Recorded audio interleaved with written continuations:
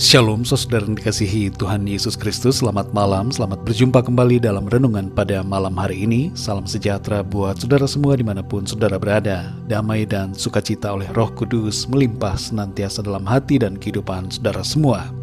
Sebelum kita mendengarkan renungan firman Tuhan, mari sama-sama kita berdoa.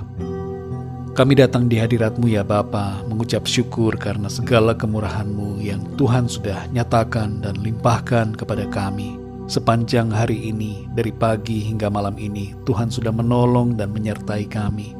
Tuhan sudah memberikan kami kekuatan, kesehatan, hikmat dan tuntunan-Mu ya Tuhan. Terima kasih buat semuanya. Dan saat ini kami mau mendengarkan sabda firman-Mu. Urapi setiap kami, berikan kami pengertian untuk kami dapat semakin memahami akan firman-Mu. Dalam nama Tuhan Yesus kami berdoa. Haleluya. Amin. Saudara yang dikasih Tuhan, ayat renungan kita pada saat ini terdapat dalam kitab Yeremia pasal 18 ayat yang ke-6. Tertulis demikian. Seperti tanah liat di tangan tukang periuk, demikianlah kamu di tanganku, hai kaum Israel. Saudara yang dikasih Tuhan, seorang pelukis terkenal Italia di zaman Renaissance yang bernama Paul Veronese suatu kali diundang oleh sebuah keluarga untuk tinggal di villa mereka yang sangat indah. Veronese menerima undangan itu dan ia diberikan kamar khusus pribadi. Setelah beberapa hari tinggal di situ, Veronese kemudian pergi meninggalkan villa tersebut dengan diam-diam. Asisten rumah tangga keluarga itu kaget saat membersihkan kamar tidur Paul Veronese karena sprei tempat tidur tidak ada. Ia melaporkan kepada tuannya bahwa sprei kasur dicuri oleh Veronese. Pencarian lebih teliti dilakukan di kamar tersebut dan tuan rumah menemukan sebuah gulungan lukisan di sudut ruangan. Ternyata sprei tempat tidur itu telah dijadikan sebagai kain kanvas lukisan oleh Paul Veronese. Lukisan itu menjadi pemberian dari Veronese untuk membalas kebaikan hati tuan rumah yang telah mengundangnya tinggal di villa mereka.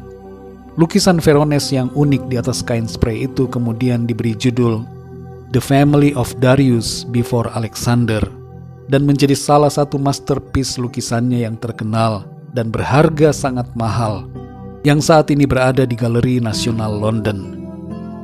Saudara yang dikasih Tuhan, sebuah sprei biasa dapat menjadi sebuah masterpiece di tangan seorang pelukis terkenal.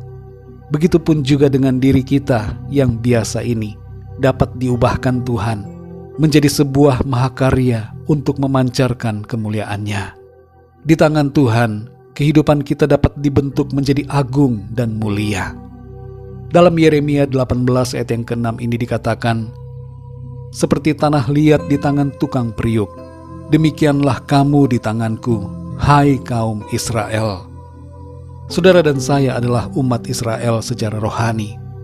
Dan kita adalah bagaikan tanah liat di tangan Tuhan yang dibentuk dan dijadikan Tuhan menjadi sesuatu yang mulia sesuai dengan rencananya. Pernahkah saudara melihat keramik-keramik yang indah dan sangat berharga? Pada awalnya semua itu bermula dari gumpalan tanah liat yang tidak begitu berharga. Kehidupan saudara dan saya mungkin saat ini nampaknya tidak berharga, tapi sesungguhnya sangat berharga, dan Tuhan dapat membentuk dan menjadikan kita menjadi semakin mulia dan berharga untuk memancarkan kemuliaan-Nya. Saudara yang dikasih Tuhan, ada 3 sikap yang perlu kita lakukan dalam proses pembentukan yang dikerjakan Tuhan dalam hidup kita. Yang pertama adalah rendahkan diri kita di hadapan Tuhan. Dalam 1 Petrus 5 ayat 6 dikatakan, karena itu rendahkanlah dirimu di bawah tangan Tuhan yang kuat, supaya kamu ditinggikannya pada waktunya. Orang yang keras hati dan tinggi hati susah dibentuk. Maka dari itu saudara, kita harus merendahkan diri dan lembutkan hati kita, supaya Tuhan membentuk dan meninggikan kita pada waktunya. Yang kedua saudara, relakan diri kita dibentuk sesuai dengan kehendak Tuhan. Dalam Yeremia 18 ayat yang keempat dikatakan, apabila bejana yang sedang dibuatnya dari tanah liat di tangannya itu rusak, maka tukang periuk itu mengerjakannya kembali menjadi bejana lain menurut apa yang baik pada pemandangannya. Tidak ada yang tidak dapat dipulihkan Tuhan, sekalipun kita merasa tidak ada lagi harapan. Mungkin kita berpikir hidup kita sudah rusak, tapi Tuhan dapat membentuknya dan mengubahnya menjadi mulia dalam rancangannya. Yang ketiga, saudara, jauhkan diri kita dari segala kejahatan.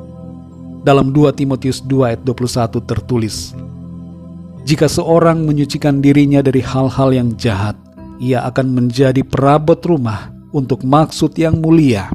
Ia dikuduskan, dipandang layak untuk dipakai tuannya, dan disediakan untuk setiap pekerjaan yang mulia." Mari saudara yang dikasihi Tuhan, izinkan Tuhan memakai kehidupan kita dan membentuk kita agar menjadi berharga, dipakai Tuhan dengan luar biasa, sehingga kehidupan kita menjadi berkat. Mari kita berdoa, saudara. Bapa kami yang di surga, Bapa, dalam nama Tuhan Yesus Kristus, kami mengucap syukur untuk firman-Mu yang sudah mengajar kami dan menyadarkan kami semua bahwa kami adalah seperti tanah liat di tangan-Mu. Engkau mau membentuk kami menjadi mulia dan berharga.